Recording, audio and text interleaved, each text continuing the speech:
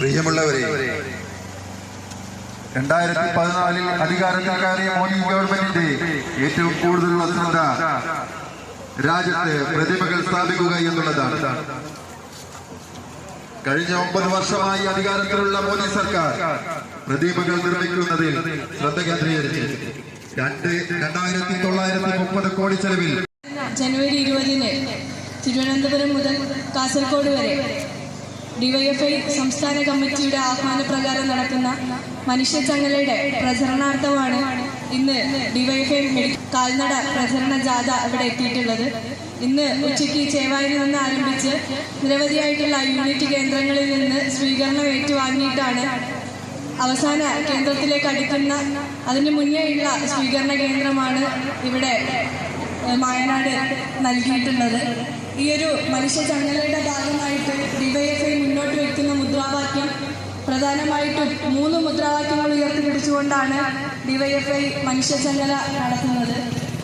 അതുപോലെ തന്നെ നിരവധിയായിട്ടുള്ള കേന്ദ്ര സർക്കാരിൻ്റെ കേന്ദ്ര സർക്കാർ ഭരണത്തിനെതിരെയുള്ള നിരവധിയായിട്ടുള്ള പ്രശ്നങ്ങളും പ്രയാസങ്ങളും ജനങ്ങൾ നേരിട്ടുകൊണ്ടിരിക്കുന്ന ഈ ഒരു സാഹചര്യത്തിൽ ഡിവൈഎഫ്ഐ എന്നുള്ള നിലയ്ക്ക് അതിൽ നമ്മൾ ഏറ്റവും കൂടുതൽ അഡ്രസ്സ് ചെയ്യേണ്ട അല്ലെങ്കിൽ ഏറ്റവും കൂടുതൽ നമ്മൾ ഉയർത്തിപ്പിടിക്കേണ്ട പ്രശ്നങ്ങളാണ് റെയിൽവേ യാത്രയുമായി ബന്ധപ്പെട്ടതും അതുപോലെ തന്നെ നിയമനം, തൊഴിലില്ലായ്മ രൂക്ഷമായിക്കൊണ്ടിരിക്കുന്ന ഈ ഒരു സാഹചര്യത്തിൽ പോലും നിരവധിയായിട്ടുള്ള ഒഴിവുകൾ കേന്ദ്ര ഭരണത്തിൻ്റെ കീഴിൽ വിവിധങ്ങളായിട്ടുള്ള സ്ഥാപനങ്ങളിലും വകുപ്പുകളിലും ഉണ്ടായിട്ട് പോലും അതൊന്നും നികത്താതെ കേവലം ഭരണക്രമീകരണങ്ങൾ മാത്രം നടത്തിക്കൊണ്ടുപോകുന്ന ഈ ഒരു കേന്ദ്ര സർക്കാരിൻ്റെ തൊഴിൽ അവഗണനയ്ക്കെതിരെയും ആണ് ഈ ഒരു മനുഷ്യചങ്ങല ഇതിൻ്റെ 2ാമത്തെ മുദ്രാവാക്യമായിട്ട് മുൻപോട്ട് വയ്ക്കുന്നത്. അതുപോലെ തന്നെ കേരളത്തോടുള്ള സാമ്പത്തിക ഉപരോധം, നമുക്കറിയാം കേരളം എല്ലാ രീതിയിലും വളരെ മികച്ച രീതിയിൽ വികസനത്തിലായാലും മറ്റു കാര്യങ്ങളിലായാലും മുൻപോട്ട് പോകുന്ന സമയത്ത് അതിനെ പ്രതിരോധിക്കുക അല്ലെങ്കിൽ അത്തരത്തിലുള്ള ഒരു മുന്നേറ്റത്തെ തടയുക എന്നുള്ള ഉദ്ദേശത്തോടു കൂടി ഭരണത്തിൻ്റെ സംവിധാനം ഉപയോഗിച്ചുകൊണ്ടാണ് കേന്ദ്ര സർക്കാർ കേരളത്തെ ഇരുട്ടിലാക്കാൻ വേണ്ടി ശ്രമിക്കുന്നത്. അതിൻ്റെ ഭാഗമായിട്ട് GST ഉൾപ്പെടെയുള്ള നികുതിയുടെ ഭാഗമായി കേരളത്തിന് ലഭിക്കേണ്ട വിഹിതം നൽകാതിരിക്കുകയും അതുപോലെ കേരളത്തിന് കടമെടുക്കേണ്ട പരിധി വെട്ടിക്കുറച്ചുകൊണ്ടും കേരളത്തെ സാമ്പത്തികമായിട്ട് ബുദ്ധിമുട്ടിക്കുക എന്നുള്ളതാണ് കേന്ദ്ര സർക്കാർ അതിൻ്റെ ഭരണം കൊണ്ട് നടത്തുന്നത്.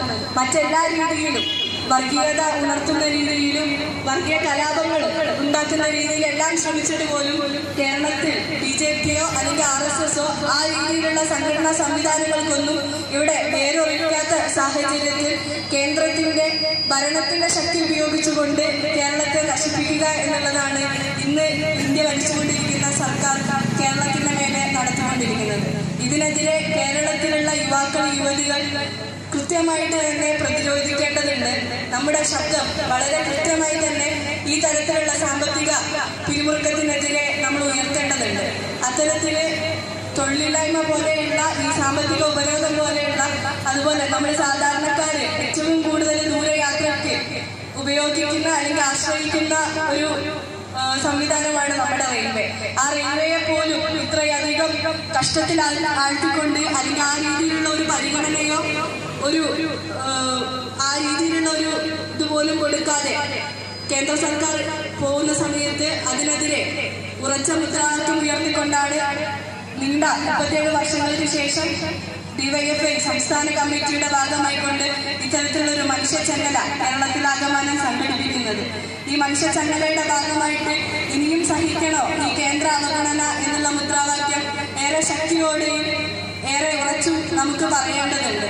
ആ രീതിയിൽ ഈ മുദ്രാവാക്യം വിജയിപ്പിക്കുന്നതിനും ഈ ക്യാമ്പയിൻ വിജയിപ്പിക്കുന്നതിൻ്റെയും ഭാഗമായിട്ട് ഈ നാട്ടിലുള്ള നല്ലവരായിട്ടുള്ള മുഴുവൻ ജനാധിപത്യ വിശ്വാസികളും ഈ മനുഷ്യചങ്ങലയുടെ ഭാഗമായിക്കൊണ്ട് പങ്കെടുക്കണമെന്ന് മാത്രം പറഞ്ഞുകൊണ്ട് നല്ല രീതിയിലുള്ള ഒരു സ്വീകരണം ഇവിടെ ഏർപ്പെടുത്തിയിട്ടുള്ള വയനാട് സെൻട്രൽ യൂണിറ്റിന് എല്ലാവിധ അഭിവാദ്യങ്ങളും ചെയ്തുകൊണ്ട് നിർത്തുന്നു.